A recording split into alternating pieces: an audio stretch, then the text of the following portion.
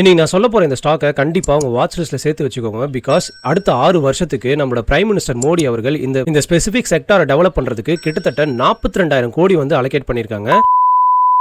So என்ன sector அப்படின்றது பார்த்தீங்க அப்படின்னா எலக்ட்ரானிக் செக்டார் தான். ஸோ இந்த எலக்ட்ரானிக் செக்டரை ஸ்பெசிஃபிக்காக பூஸ்ட் பண்ணுறதுக்கு பிரைம் மினிஸ்டர் மோடி அவர்கள் மேக் இன் இந்தியா திட்டம் மூலியமா இதை டெவலப் பண்ணுறதுக்கு நிறைய பிளான்ஸ் இம்ப்ளிமெண்ட் பண்ணியிருக்காங்க. அதில் ஸ்பெசிஃபிக்காக இப்போ நான் சொல்ற ஸ்டாக்ஸ் எல்லாமே பார்த்தீங்கன்னா பெனிஃபிட் ஆகிறது நிறைய சான்சஸ் இருக்கு. முதல் ஸ்டாக் என்ன அப்படின்னு சொல்லி பார்த்தீங்கன்னா டிக்சன் டெக்னாலஜிஸ் இந்தியா லிமிடெட். இவங்க ஹோம் அப்ளையன்சஸை ப்ரொடக்ஷன் பண்றதுலையும் மொபைல் பார்ட்ஸை ப்ரொடக்ஷன் பண்றதுலையும் பெரிய லெவலில் ரீச் பண்ணியிருக்காங்க. செகண்ட் ஸ்டாக் என்ன அப்படின்னு பார்த்தீங்கன்னா கேஎன்எஸ் டெக்னாலஜி இந்தியா லிமிடெட். இவங்களுமே எலக்ட்ரானிக்ஸ் மேனுஃபேக்சரிங் பண்றதுல ஒரு பெரிய லெவலில் ரீச் பண்ணியிருக்காங்க. மூணாவது பார்த்தீங்க அப்படின்னா சிர்மா எஸ்ஜிஎஸ் டெக்னாலஜி லிமிடெட். இவங்க பாத்தீங்கன்னா ஒரிஜினலா இருக்க எலக்ட்ரானிக் பார்ட்ஸ் மேனுஃபேக்சரிங் பண்றதுல இவங்க பெரிய ஸ்பெஷலிஸ்டா இருந்து வந்திருக்காங்க.